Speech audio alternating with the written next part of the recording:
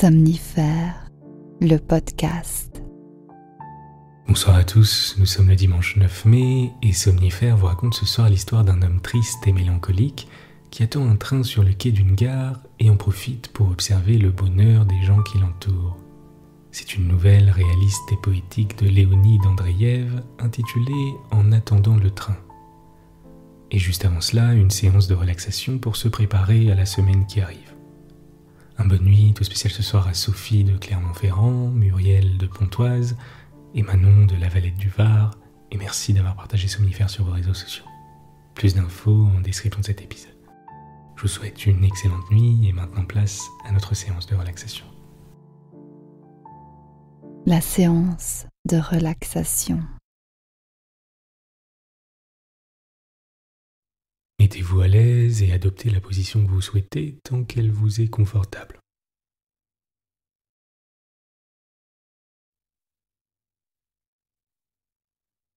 À présent, portez votre attention sur le sommet de votre tête et soyez simplement attentif aux sensations que vous ressentez à cet endroit.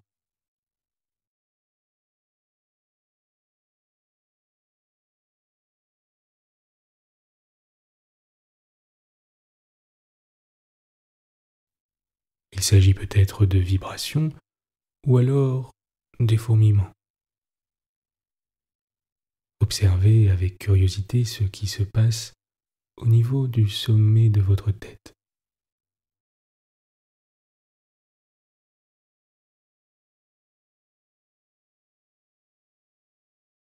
À présent, portez votre attention sur les appuis de votre tête avec l'oreiller.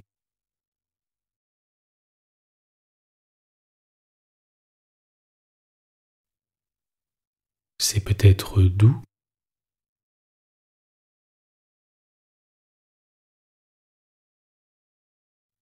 ou alors chaud, ou peut-être froid.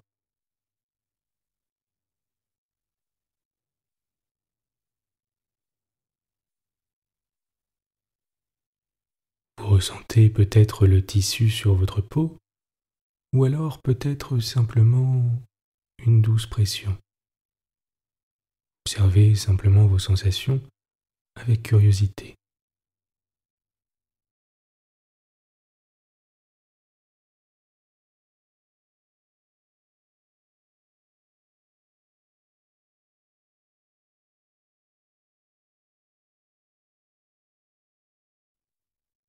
À chaque expire, votre corps s'enfonce davantage dans le matelas. Votre esprit est plus léger.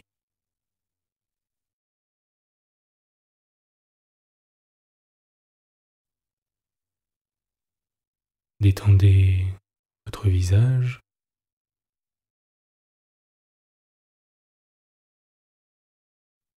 déplissez le front,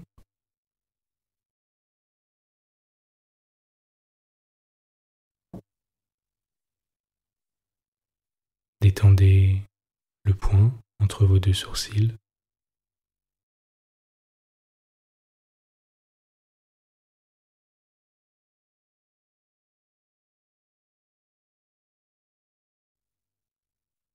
votre nez,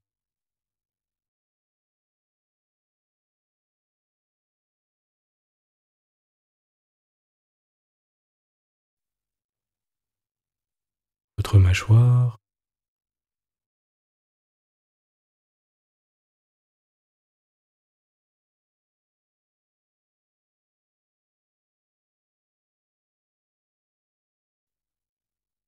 votre langue.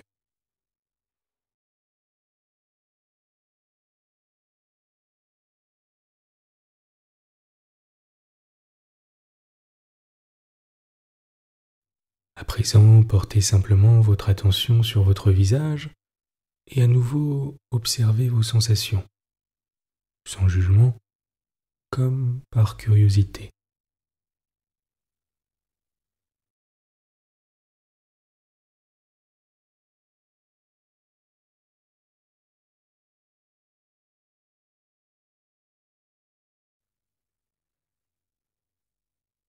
Portez maintenant votre attention sur les sensations présentes dans la région de vos épaules et relâchez-les de tout leur poids.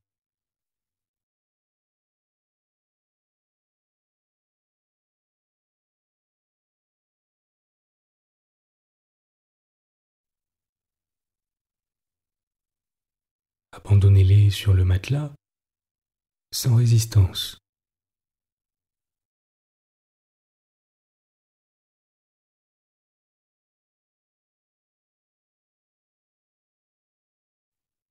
Portez votre attention sur votre épaule gauche et votre bras gauche, de haut en bas, en commençant par l'épaule.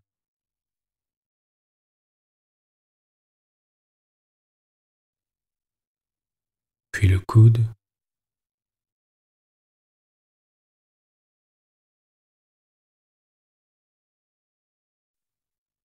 puis l'avant-bras.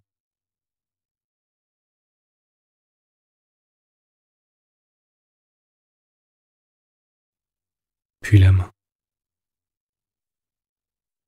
Observez toute sensation de vibration, de picotement, de fraîcheur, de fourmillement, de confort.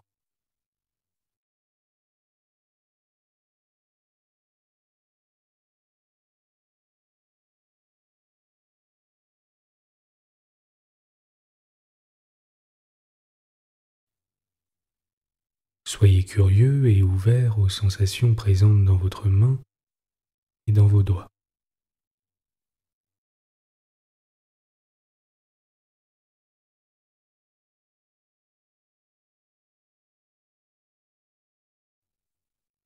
Laissez votre main se détendre complètement.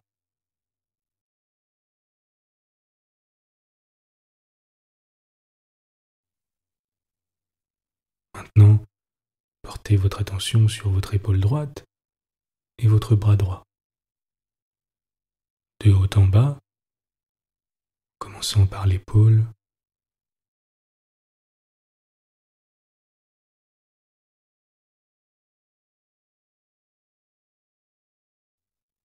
puis le coude,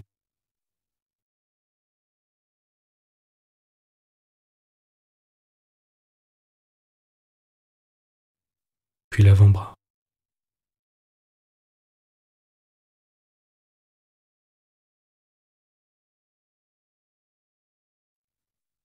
Puis la main.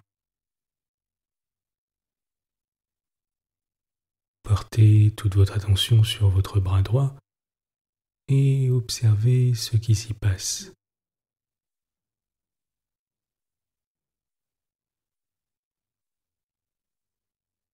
Peut-être que les sensations se concentrent au niveau de vos mains et de vos doigts.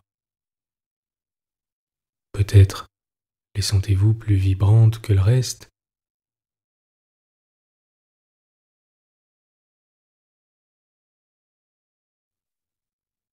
Laissez votre attention se tourner désormais vers votre dos.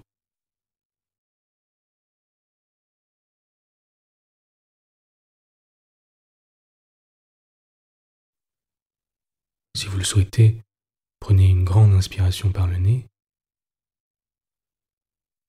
et expirez par la bouche à votre rythme.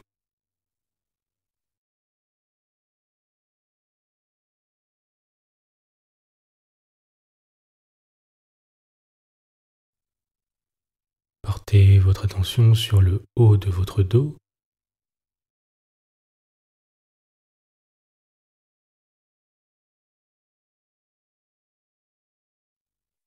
le milieu de votre dos,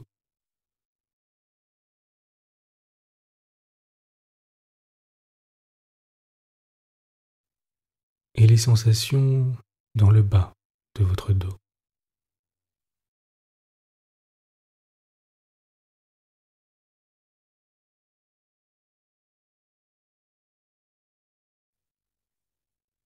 Si des pensées vous viennent à l'esprit, laissez-les simplement aller, comme des nuages, flottant dans le ciel.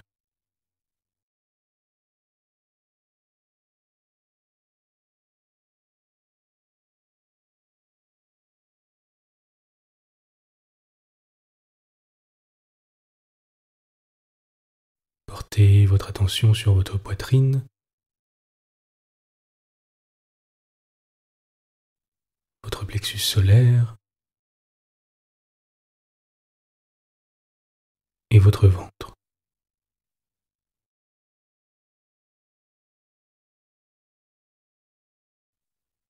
Si vous le souhaitez, commencez par respirer par le ventre afin de le masser.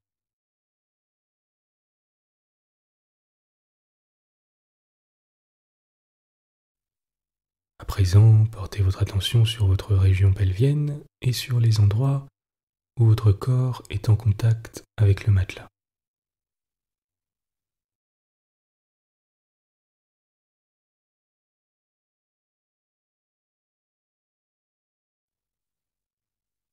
Portez doucement votre attention sur votre hanche gauche et sur votre jambe gauche, de haut en bas.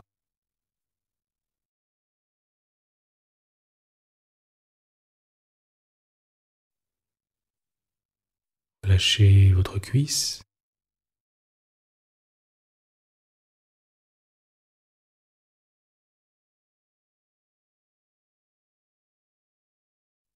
votre genou,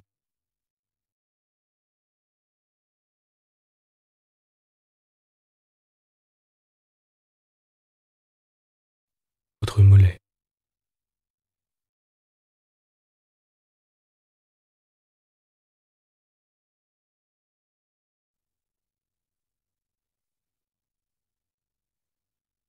Observez simplement les sensations que vous pouvez y ressentir.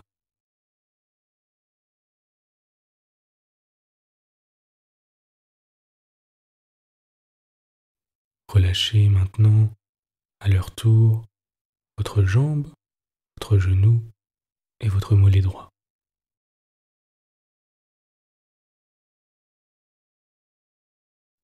Relâchez votre hanche. Remarquez toutes les sensations que vous pouvez y ressentir.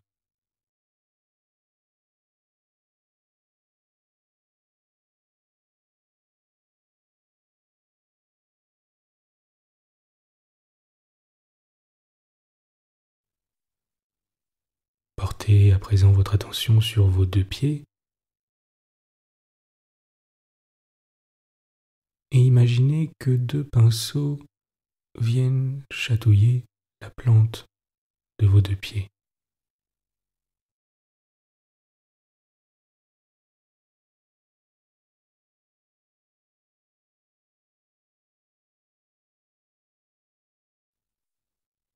Ils semblent également former des lettres.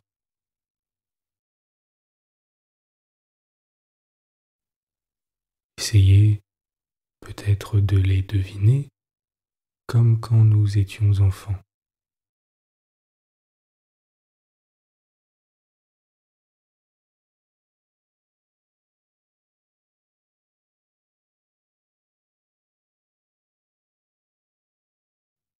Prenez à présent un moment pour ne rien faire d'autre que de constater votre état de détente, de tranquillité, et observer comme c'est agréable.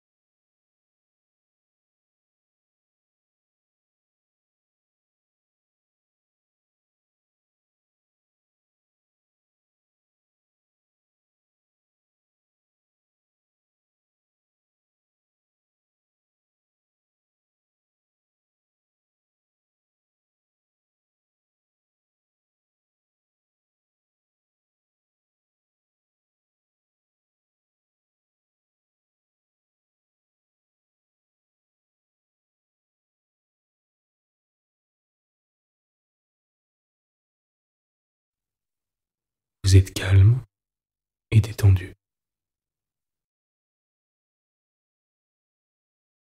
L'histoire du soir.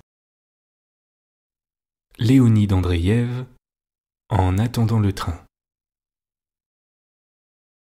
J'avais dû quitter Moscou convoqué pour une affaire aussi désagréable qu'ennuyeuse que je terminais seulement vers 10 heures du soir. Fatigué, de mauvaise humeur, mais libre de cette préoccupation spéciale, je me dirigeai rapidement du côté de la gare en homme qui a constamment sur lui une liste de visites quotidiennes à faire par dizaines. Je murmurais, je maudissais. Qui, vraiment, je ne le savais pas. J'étais fâché contre tout le monde, contre ceux qui m'avaient appelé pour cette affaire stupide, contre moi-même d'être venu, contre les chiens dont je devinais l'existence en cet endroit, contre l'été humide et les ténèbres qui régnaient déjà partout, et en particulier dans les chemins étroits et enchevêtrés qui coupaient les villas. Le milieu de la route était à peu près visible, mais les côtés où serpentait le sentier suivi par les piétons se trouvaient dans l'ombre des grands arbres, et me semblaient noirs comme mon âme. À ce moment de la soirée, il aurait dû faire plus clair. On était au dernier jour de juin. Mais un orage violent accompagné de rafales et d'une pluie torrentielle venait de cesser. Les nuages plus espacés ne se dissipaient pas encore, comme s'ils avaient eu autant de peine que moi à se mouvoir dans cette atmosphère chaude et moite. Les arbres ne s'agitaient pas, mais lorsque je butais de l'épaule contre quelque tronc, ou que mon pied se prenait dans un buisson, des gouttes nombreuses et tièdes nicelaient sur moi. Déjà l'idée me venait que j'étais égaré, quand soudain les arbres s'écartèrent, puis disparurent, et à quelques pas de là dans une éclaircie, les rails mouillés brillèrent d'un éclat amorti. Une station minuscule consistant en un simple hangar, enserré par la forêt environnante et troublé à chaque instant par le passage des trains bruyants, se tassait timidement au ras de terre. Il n'y avait même pas de bureau, et un seul réverbère solitaire y agonisait, luttant vainement contre les ténèbres et ne réussissant qu'à les faire paraître plus épaisses. Au mur pendait un grand horaire au bord déchiré que personne ne lisait jamais et couvert de lignes compliquées. Dans le coin, un banc unique, je m'y assis lourdement. Comme j'avais plus d'une heure devant moi, je me préparais à attendre patiemment le train. En prévision de cas semblables, j'ai d'ordinaire toujours sur moi un journal ou un livre, mais il faisait trop sombre pour lire et d'ailleurs cette fois-ci, je n'en avais pas. Les hommes qui n'étaient étrangers, dont parlerait ce journal, provoqueraient depuis longtemps chez moi l'ennui ou la convoitise. Que m'importait l'éloquence que des orateurs prodiguaient là-bas je ne sais où. Que m'importait la vie trop encombrée des foules tapageuses, les cris de victoire et les plaintes de rage des vaincus quand autour de moi l'air même dormait et que je m'ennuyais dans cette atmosphère immobile. Quant aux livres, ce serait pire encore. Des Jacques imaginaires aimeraient et embrasseraient des maris imaginaires, elles aussi. Le vice triompherait pour satisfaire le maudit réalisme, et la vertu larmoyante gémirait et pleurnicherait et gémirait tour à tour. Et puis, n'est-ce pas indifférent quand le temps passe vite ou lentement? Après ces heures-ci, d'autres viendront qu'il faudra tuer également, qu'elles meurent donc d'elles-mêmes, et je n'aurai qu'à en compter les cadavres. Plongé dans ces pensées moroses, je n'avais pas vu des voyageurs arriver sur le quai opposé.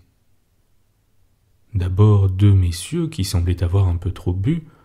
L'un était un vieillard de haute taille, maigre avec un visage jaune et une rare barbiche grise. Sous son chapeau melon qui ombrageait la partie supérieure du visage, on distinguait un nez long et pincé. Son compagnon avait des joues larges et rouges comme une tranche de pastèque mûre, avec de petits yeux noirs pareils à des pépins. Une casquette blanche posée sur sa tête ronde aux cheveux ras. Au-dessus des lèvres pleines pointaient de petites moustaches foncées. Toute sa jeune et grasse figure reflétait une béatitude antipathique et une certaine humilité fâcheuse.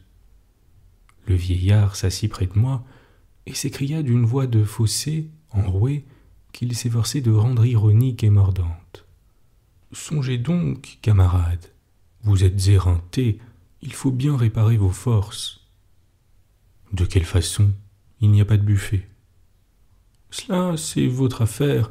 Frappez, et l'on vous ouvrira. »« Comment voulez-vous qu'on ouvre ?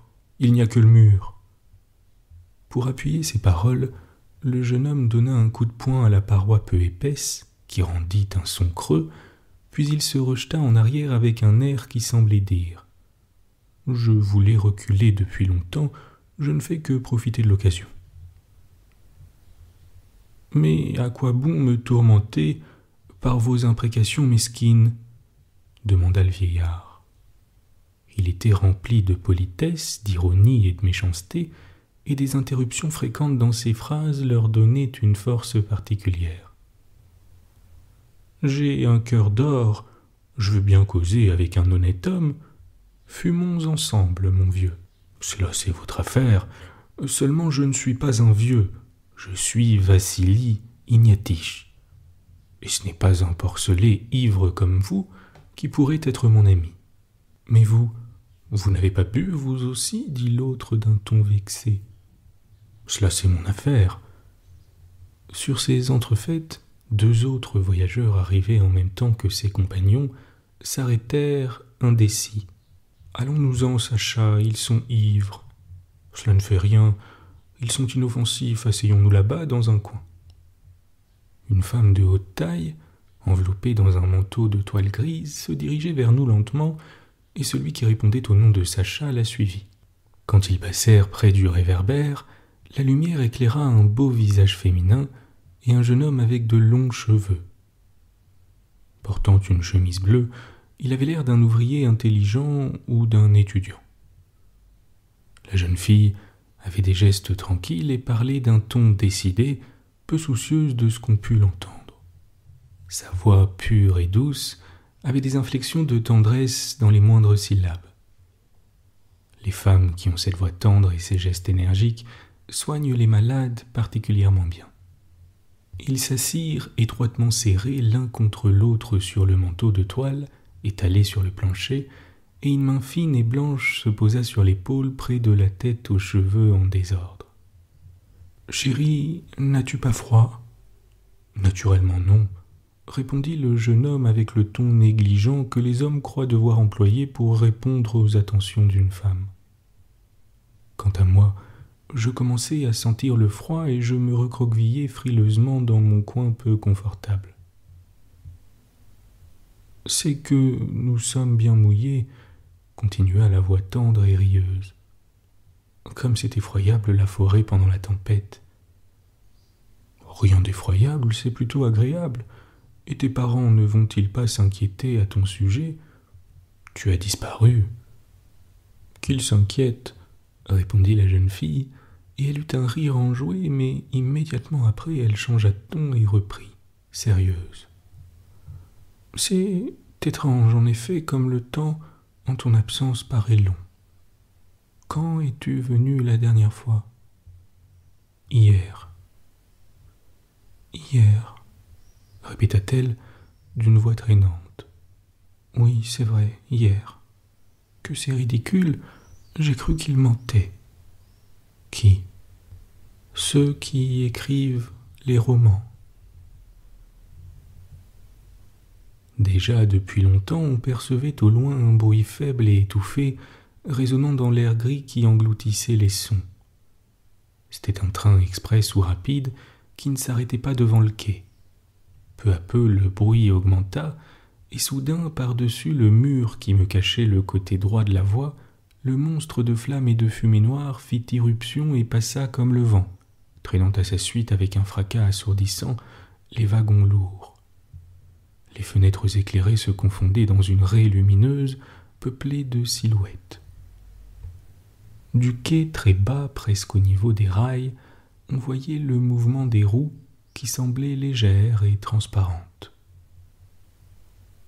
Le silence régna 1 minute, troublé seulement par le jeune homme béat chez qui l'ouragan avait éveillé de nouvelles forces. D'une voix abominablement fausse, il se mit à chanter. « Quel sombre personnage !» dit à voix basse la jeune fille, parlant évidemment de moi. J'étais content d'être remarqué, et surtout que ma tristesse le fût aussi. Qu'ils me plaignent au moins ces charmants jeunes gens, moi qui ne suis pas aimé.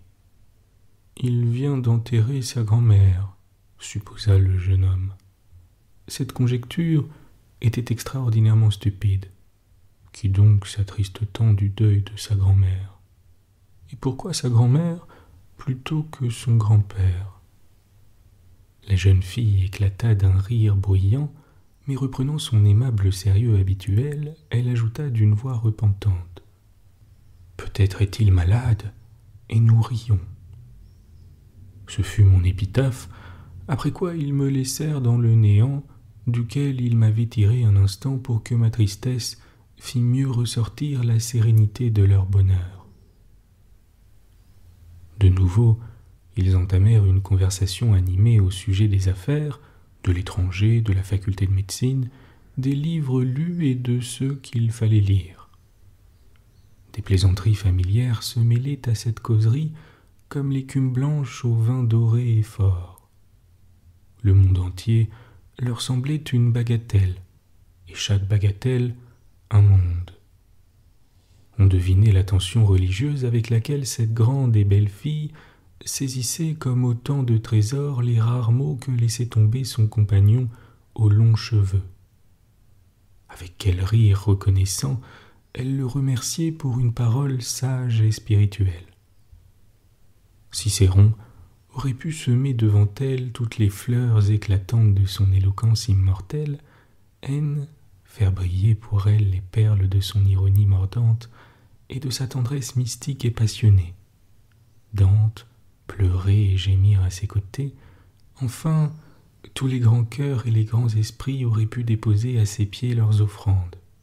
Cette belle jeune fille n'eût même pas tourné la tête vers eux, mais elle buvait avidement chaque parole du jeune homme. Elle riait, heureuse et reconnaissante, comme si tout ce qui l'entourait, et son amoureux et ses ivrognes grotesques, et ce personnage triste qui venait d'enterrer sa grand-mère, n'existait que pour la plénitude de son bonheur. Pour elle, nous n'étions pas des hommes vivants, nous n'étions que des ombres, des images. Comme le temps passe vite, dit-elle tristement. Et moi qui ne savais comment le tuer. Peut-être ma montre avance-t-elle, répondit le jeune homme. Une petite montre en or se rapprocha d'une plus grande en argent, et les deux têtes se penchèrent au-dessus. Mais probablement les montres ne furent pas seules à se rapprocher, car la vérification de l'heure fut très longue. « Je crois que c'est juste, » dit la voix féminine troublée, avec un léger tremblement. « C'est juste, » affirma le jeune homme autoritaire. « Juste, comme le bonheur aveugle des gens. C'est faux, 1000 fois faux, et vous maudirez le jour où la grande montre sera si juste qu'elle vous reprochera toute seconde perdue, tandis que la petite, loin de vous, comptera de tristes et vides instants. » Les nuages se dispersèrent. À l'occident, en face de la station, apparut une raie claire dans un ciel pur et transparent. Les silhouettes des arbres dressaient leurs formes noires et comme découpées dans du carton. L'air devint plus sec et plus frais. Dans une villa voisine, on entendit les sons étouffés d'un piano que des voix harmonieuses accompagnaient. « Allons écouter, » dit la jeune fille en se levant vivement, et elle tira par la manche le jeune homme qui se redressa lourdement. Allons-y aussi et que le cœur glacé se dégèle tout à fait. On a chanté bien, comme on le fait rarement. La chanson était triste et tendre. Une voix de baryton velouté vibrait émue et réservée, comme si elle voulait affirmer les lamentations passionnées d'un ténor puissant et sonore. Et il se plaignait de ne plus penser, durant les jours et les nuits, qu'à elle seule. « C'est de toi seul que je rêve, » pleurait le ténor.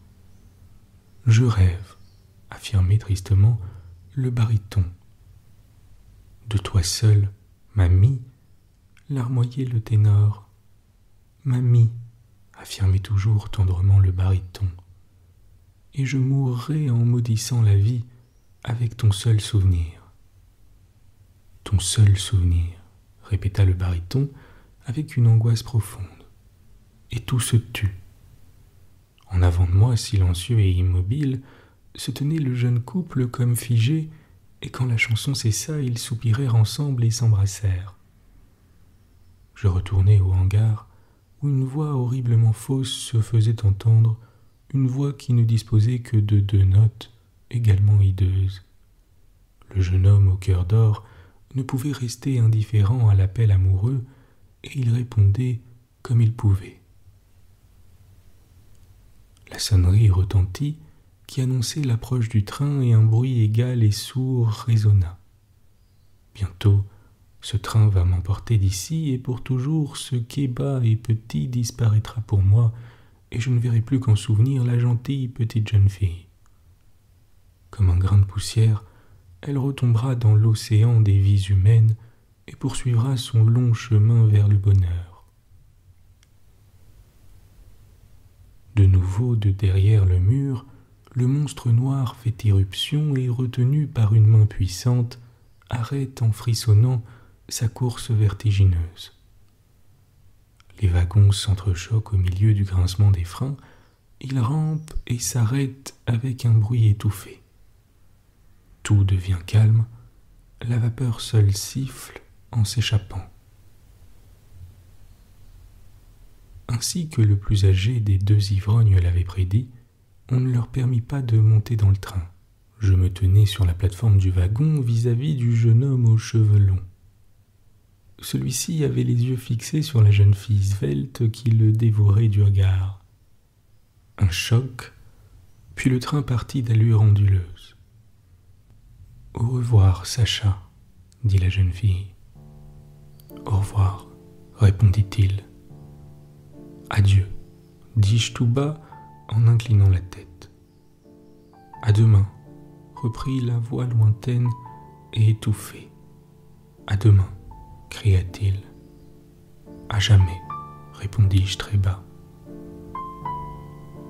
Les silhouettes noires des arbres prenaient congé de moi pour toujours et fuyaient en arrière. « À jamais, » répéta le quai, et il disparut au tournant. Pourtant, il faut entrer dans le compartiment. L'air devient frais, les rêves sont les rêves, et le rhume de cerveau est le rhume de cerveau. Puis il faut jeter un coup d'œil sur ma liste de visites, où donc serais-je obligé d'aller le lendemain dès le matin. Bonne nuit. Bonne nuit.